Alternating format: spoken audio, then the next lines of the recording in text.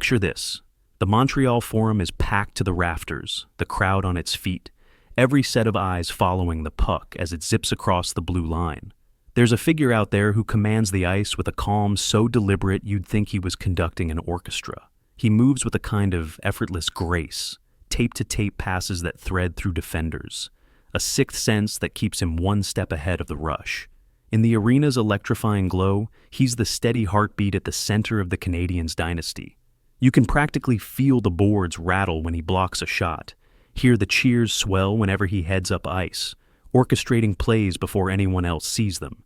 And yet, for all his brilliance, history almost lost him under a shadow of tragedy and personal demons that would undo the very foundation he helped build. This is Doug Harvey's story, the man widely hailed as the greatest defenseman of his era, some say ever, whose legacy for a time slipped through hockey's fingers until the world finally remembered just how vital he was.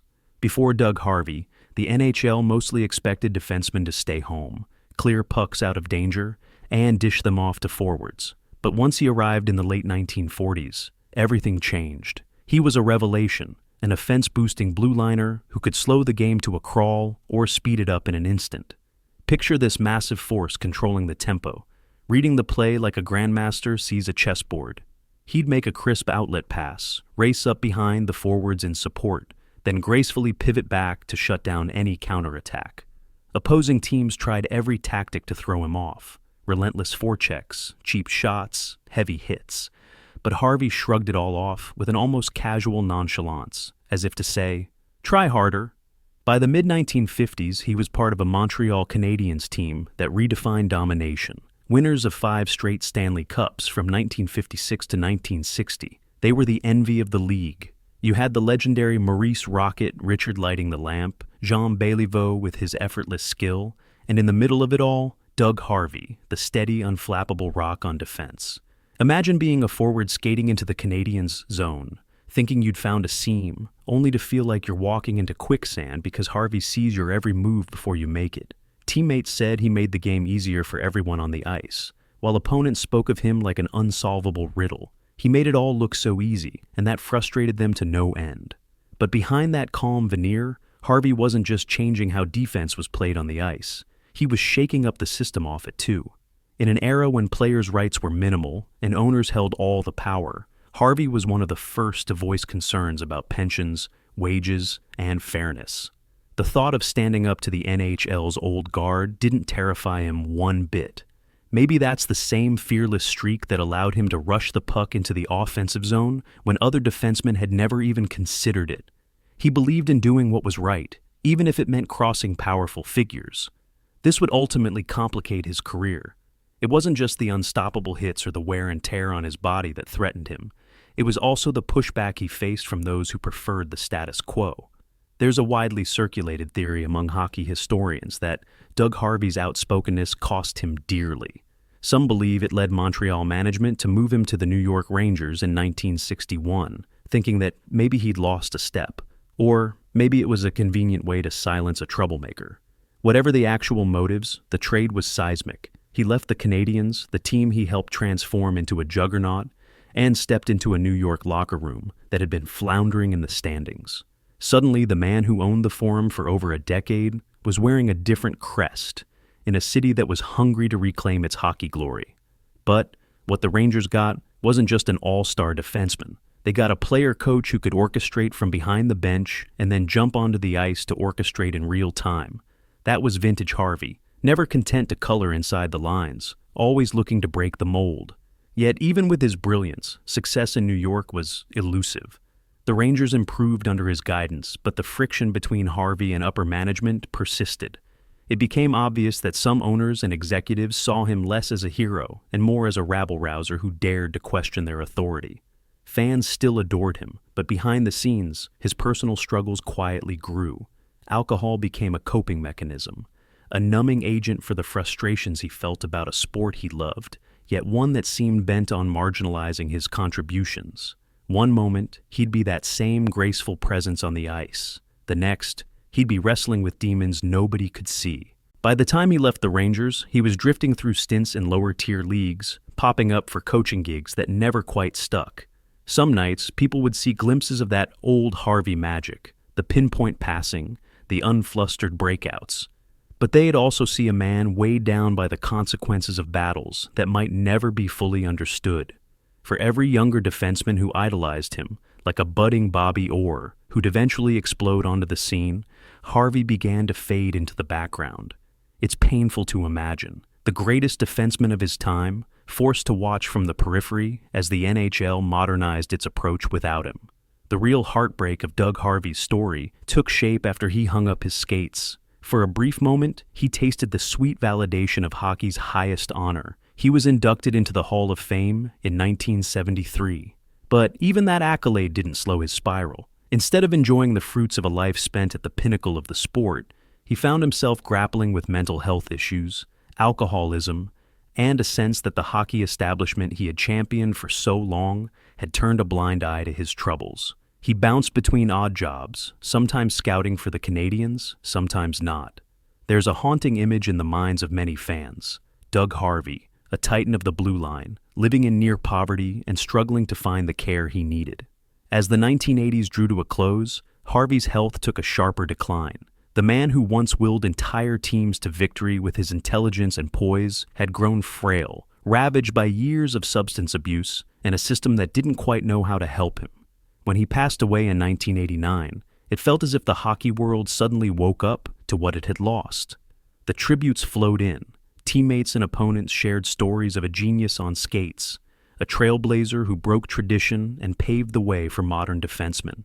Yet the sadness lingered. How did a player so instrumental, so revolutionary, slip through the cracks? In the years since, Doug Harvey's name has found a more secure place among the pantheon of hockey's greatest legends. Younger fans, who might only know Bobby Orr, Paul Coffey, or Nicklas Lidstrom as the gold standard of defensemen, are reminded that without Harvey, the puck-carrying, offense-initiating style they love might have taken much longer to catch on. He racked up Norris Trophies, 7 to be exact, an accomplishment that puts him in the rarest of company. But more significant than any individual accolade was the way he viewed the ice as a canvas. Watching old footage, you can see the seeds of what would become the new wave of defense: mobile, dynamic, creative. And then there's the other legacy, the fight for fair treatment of players. Today's NHL players enjoy a union that stands up for their rights. But back when Harvey was voicing these concerns, it was radical stuff. He faced retaliation, some say blacklisting, for pushing to improve pensions and challenge lopsided team control. While the modern league certainly isn't perfect, the steps it's taken owe something to Doug Harvey. Imagine having the courage to risk your career so future generations could benefit. That courage defined him on and off the ice. Hockey lore is full of shining names. Gretzky, Lemieux, Howe, Orr, and Doug Harvey deserves a place alongside them. Not just because he transformed his position, but because his story encapsulates the dualities of sports heroism. You can be on top of the world one moment, hoisting Stanley Cups, racking up awards, hearing your name chanted by adoring crowds. The next, you can be battling personal demons that drag you down to unimaginable depths. The question is whether the sports world can remember you for more than just your final years. In Harvey's case, it's a testament to his impact that fans and historians have fought to keep his memory alive, reminding new generations that the game they watch today owes a debt to one man's vision of how defense should be played. Still, there's no sugarcoating the tragedy that befell him. Sometimes you look at old photos, Harvey in a Rangers uniform, or behind a minor league bench, and you see that flicker in his eyes, the passion that never really left. It's a stark reminder that even if your name is etched on the Stanley Cup, life can throw curveballs bigger than anything you might dodge on the ice. It also raises the uncomfortable reality that, for too long, sports didn't know how to handle mental health issues or substance abuse, especially for retired players who no longer filled seats or scored goals. Perhaps Doug Harvey's struggles helped nudge hockey culture, ever so slowly, toward a place where players can seek help without stigma. Today, if you visit Montreal, you'll hear older fans share their recollections. How Doug Harvey could make a perfect pass from deep in his own zone straight to a streaking forward at the other end of the ice, splitting defenders like magic.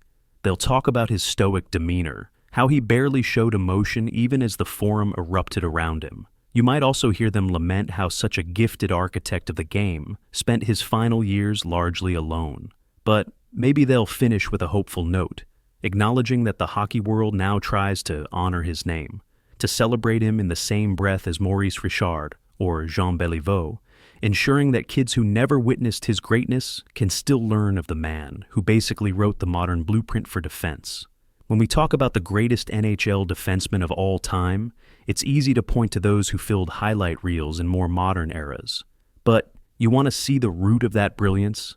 You want to see who carried the puck first, quarterbacked plays like a cerebral tactician, and refused to let owners treat players like disposable commodities? Look no further than Doug Harvey. Every smooth-skating, offensively minded defenseman who's come along since has in some way followed in his footsteps, even if they don't realize it. In the end, Doug Harvey's life was marked by triumph and heartbreak, innovation and downfall, all coexisting in a single narrative that fans are still piecing together decades later. It's a testament to his enduring influence that whenever someone draws up a list of hockey's Mount Rushmore candidates, his name surfaces, an enduring reminder that the greatest are not always the ones best remembered. So, the question to you is this: does Doug Harvey deserve to stand shoulder to shoulder with the likes of Orr and Gretzky in the annals of hockey's immortal figures? Or does his tragic final act cloud his legacy, leaving an asterisk that robs him of the full recognition he deserves? Let us know your thoughts in the comments below, because sometimes the stories that resonate the most aren't just about who won the most trophies, but about the indomitable spirit of those who changed the game and paid a steep price for it. After all, isn't that what sports history is really about?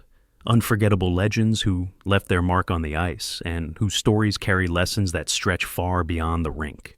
If you believe Doug Harvey fits that description, and I'd argue he does, then his place in hockey lore is sealed, forever part of the game's DNA, reminding us that even the brightest stars can flicker tragically in their final hours, yet still light the path for generations to come.